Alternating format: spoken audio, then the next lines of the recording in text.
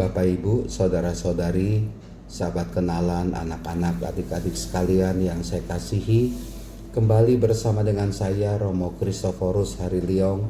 Kita akan merenungkan Sabda Tuhan atau bacaan Injil pada hari ini, Kamis 5 November 2020. Bacaan Injil diambil dari Lukas bab 15 ayat 1 sampai dengan 10.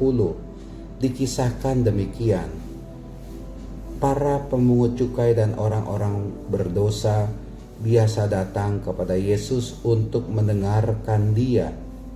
Maka bersungut-sungutlah orang-orang Farisi dan ahli-ahli Taurat, katanya, "Orang ini menerima orang-orang berdosa dan makan bersama dengan mereka." Maka Yesus menyampaikan perumpamaan berikut kepada mereka. "Siapakah di antaramu yang mempunyai 100 ekor domba lalu kehilangan seekor, tidak meninggalkan yang 99 ekor di padang gurun dan pergi mencari yang sesat itu sampai ia menemukannya? Dan kalau telah menemukannya, ia lalu meletakkannya di atas bahu dengan gembira. Setibanya di rumah, ia memanggil sahabat-sahabat dan tetangga-tetangganya serta berkata, 'Bersukacitalah bersama aku, sebab dombaku yang hilang telah kutemukan.' Aku berkata kepadamu, demikian juga akan ada sukacita di surga karena satu orang berdosa yang bertobat, lebih daripada sukacita karena 99 orang benar yang tidak memerlukan pertobatan." Bapak, Ibu, saudara-saudari terkasih, mari dalam hidup ini kita lebih memperhatikan pemungut cukai dan orang-orang berdosa yang datang kepada Tuhan Yesus, mendengarkan Tuhan Yesus. Bapak, Ibu, saudara-saudari terkasih, itu yang dikehendaki oleh Tuhan Yesus. Tuhan itu tidak memandang dosa-dosa kita. Besarnya dosa kita itu tidak diperhatikan oleh Tuhan. Tapi yang Tuhan perhatikan adalah mari kita bertobat dari segala dosa-dosa kita. Buka hati kita untuk bertobat. Perkenankan Tuhan membersihkan diri kita dari segala dosa kita. Yang tidak dikehendaki oleh Tuhan adalah seperti halnya orang-orang Farisi dan ahli-ahli Taurat yang sudah menganggap dirinya itu suci dan memandang orang lain itu berdosa. Saya bertanya-tanya, Bapak, Ibu, saudara-saudara terkasih, adakah di antara kita ini yang tidak berdosa? Saya pun mengatakan bahwa saya orang berdosa. Kita ini adalah orang berdosa. Adalah sombong kalau kita ini mengatakan kita bukan orang berdosa. Adalah angku bila kita mengatakan saya ini orang suci. Kita ini orang suci. Itu kesombongan rohani, dan itu sungguh tidak dikehendaki oleh Tuhan. Tuhan tidak menghendaki segala kesombongan rohani yang ada dalam hidup kita, dalam diri kita.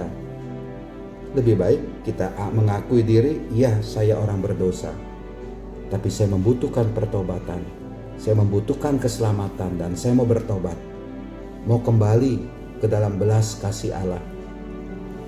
Jangan sampai kita ini seperti orang-orang Farisi dan ahli-ahli Taurat yang memandang orang lain negatif, mencap orang lain negatif, mencemooh orang lain, menjelek-jelekan orang lain, mengutuk orang lain, merendahkan orang lain, mencaci maki orang lain. Tuhan tidak berkenan itu. Percuma segala kegiatan rohani yang kita lakukan, tetapi kalau kita seperti orang-orang Farisi, ahli-ahli Taurat, Tuhan tidak berkenan kepada kita. Apalagi kalau kita menganggap diri kita ini sudah benar, menganggap diri kita ini lebih benar daripada orang lain, menganggap diri kita ini lebih hebat dari orang lain, menganggap diri kita ini lebih suci daripada orang lain. Kita ngaca dulu lah. Anda ngaca dulu lah. Anda sudah bersih belum? Kita sudah bersih belum? Kita ini sudah bebas dari dosa atau belum? Belum. Kita belum bebas dari dosa. Kalau kita melakukan hal itu, justru dosa kita bertambah. Menganggap jelek orang lain, meremehkan orang lain, itu dosa kita bertambah. Mencemooh orang lain, itu dosa kita bertambah.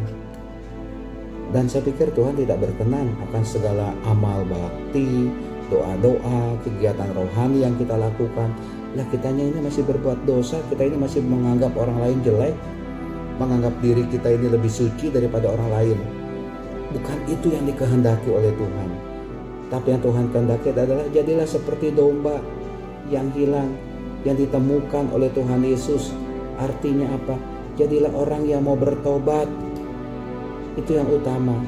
Saya mau bertobat dalam hidup ini. Anda mau bertobat dalam hidup ini. Mau lepas dari segala dosa Anda. Mau lebih mengupayakan hidup benar, mengupayakan hidup baik, mau mengupayakan hidup kasih dalam hidup ini. Mau memandang orang lain secara positif. Saya lebih mau menata mulut saya ini supaya bisa mengeluarkan kata-kata yang baik kepada orang lain. Saya lebih mau menata tindakan perbuatan kita supaya keluar tindakan perbuatan yang penuh dengan kasih kepada orang lain. Itu yang mestinya kita lakukan dalam hidup ini. Oke, yang sudah ya sudah. Mungkin ada salahnya, ada kelirunya, tapi ke depannya selanjutnya saya mau memperbaiki diri saya. Bersama dengan Tuhan, saya mau menghapus yang jelek-jelek itu. Dengan kekuatan dari Roh Kudus, saya lebih mau membentuk diri saya menjadi pengikut Kristus yang mengamalkan kasih, melakukan kebenaran, selalu tekun berbuat baik dalam hidup ini. Itu kalau kita menjadi pengikut Kristus dan kita mengalami pertobatan. Bapak, Ibu, saudara-saudari terkasih, mari kita bersyukur atas segala kasih dari Tuhan kepada kita. Dan kita dibentuk untuk menjadi orang yang semakin bisa berbuat kasih dalam hidup ini. Bertobatlah dan terus mengalami kasih dari Tuhan. Dan lakukanlah kasih itu dalam kehidupan kita sehari-hari. Tuhan memberkati, Tuhan melindungi kita semua. Amin.